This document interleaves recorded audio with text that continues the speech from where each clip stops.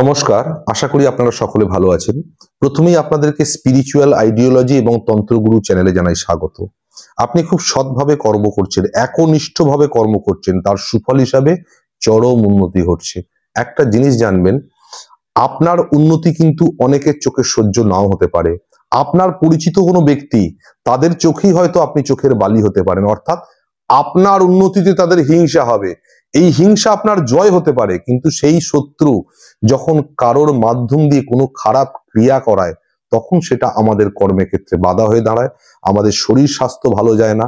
এখন জানেন তো, প্রকৃত তন্ত্র কিন্তু এটা শেখায় না যে কারোর কোনো ক্ষতি করো, কিন্তু কিছু অসাধু তন্ত্র সাধক আছেন যারা পয়সার লোভে এই সমস্ত মানুষের কাজ হাতে নেয় এবং অসাধু উপায়ে সৎকর্মের অপতন্ত্র প্রয়োগ করে মানুষের ক্ষতি সাধনার কাজটি করে থাকেন। আর এই ধরনের মানুষগুলো যেগুলো শত্রুতা করে থাকে, তারা এই পয়সার বিনিময়ে সেই মানুষগুলোকে কাজে লাগিয়ে আপনার জীবনকে করে দেয় ব্যতিব্যস্ত।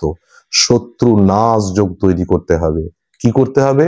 শত্রু দমন করতে হবে, না হলে আপনার জীবন ব্যতিব্যস্ত হয়ে যাবে।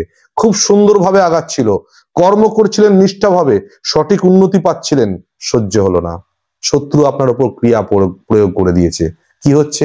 শরীর খারাপ, বাড়ির মানুষরা অসুস্থ, কলহ তৈরি হচ্ছে, মাথাটাকে পাজল করে দিচ্ছে, ব্যবসায় বাধা তৈরি হচ্ছে, অর্থ ঠিকঠাক সঞ্চয় হচ্ছে না, তার উপর হসপিটালের কোনো কেস হয়ে যাওয়ার জন্য ধনক্ষয় হয়ে যাচ্ছে। অর্থাৎ যে হারে উন্নতি হচ্ছিল, সেই তালটা যেন কোথায় কেটে গেল। কেটে গেল না, কেটে দেওয়া হলো কারোর দ্বারা। এই শত্রু হয়তো আপনি চিহ্নিতও করে ফেলেছেন, কে আপনার সঙ্গে শত্রুতা করছে। ম্যাক্সিমাম ক্ষেত্রেই কিন্তু বোঝা যায় যে এ আমার সঙ্গে হয়তো শত্রুতা করছে, কিন্তু বোঝা গেল আপনি তো আর তরবারি নিয়ে তার সাথে যুদ্ধ করতে পারেন না। কি করতে হবে?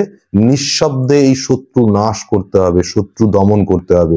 দেখুন, মা সর্বমঙ্গলার আশীর্বাদে মানুষের ভালো করাটা শিখেছি, খারাপ করার ক্রিয়াটা করতে পারি না, জীবনে যেন করতে নাও হয়। কারণ মা সবসময় এটাই চান, তুমি সন্তান রূপে এসেছো, আমার সাধনা করছো, মানুষ হয়ে মানুষের উপকার করো, কোনোদিন কারোর ক্ষতি করো না।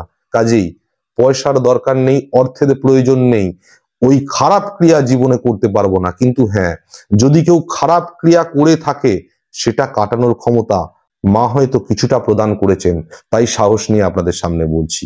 তো আসুন, এই শত্রু দমন বা শত্রু নাশের জন্য একটা খুব সুন্দর এবং পরীক্ষিত ক্রিয়ার কথা বলবো, যে ক্রিয়া আপনারা নিজেরা পালন করবেন, সেখান থেকেই শত্রু নাশ যোগ তৈরি হবে। এবং তারপরেও যদি না হয় কোনো কারণে, আমি নিশ্চিত মায়ের কৃপায়, মা আমার মুখ দিয়ে যখন বলাচ্ছেন, সেখান থেকেই হবে শত্রু নাশ যোগ। তারপরে আমি তো আছেই, আমাদের মতো মানুষগুলো তো আছেই। ক্রিয়াটি অদ্ভুত ক্রিয়া, আপনাদের শুনতে অন্যরকম লাগবে, কিন্তু এই ক্রিয়াটার ফল 100% পাবে। ক্রিয়াটি আপনাকে করতে হবে মাসে একবার এবং 3 মাস করতে হবে, অর্থাৎ 3 বার করতে হবে। কোন দিন করবেন? সপ্তাহর মঙ্গল এবং শনি, এই দুটো বার বাদ দিয়ে যে কোনো বারে আপনি ক্রিয়াটা করবেন। কি করবেন? একটি দেশি মুরগির ডিম বাজার থেকে কিনে আনবেন। এই দেশি মুরগির ডিমের উপর যদি আপনি শত্রু চিহ্নিত করে থাকেন, তাহলে কালো মার্কার পেন দিয়ে শত্রুর নাম লিখুন। আর যদি আপনি আন্দাজ করছেন কিন্তু নিশ্চিত নয় যে আমার সাথে শত্রুতা করছে, তাহলে শুধু এই কথাটি লিখুন, শত্রু। এই শত্রু অথবা চিহ্নিত শত্রুর নাম লিখে এই ডিমটি, দেশি মুরগির ডিমটি একটি কালো কাপড়ে বেঁধে আপনি বাইরে বেরিয়ে কোনো একটা চৌরাস্তার মোড়ে দাঁড়িয়ে এই কাপড় সমেত ডিমটিকে আছাড় মেরে ভেঙে ফেলে দিন, অর্থাৎ রাস্তার মাঝখানে ভাঙবেন। যত বেশি এই কালো কাপড় বাঁধা ডিমের উপর দিয়ে মানুষ, এমনকি জন্তু জানোয়ার চলাফেরা করবে, তত সেই শত্রুর পীড়া হবে, শত্রুর নাশ হবে, শত্রু দমন হবে। কাজেই মঙ্গল এবং শনিবার বাদ দিয়ে মাসের যে কোনো একটি দিন পরপর 3টি মাস এই ক্রিয়াটি করুন।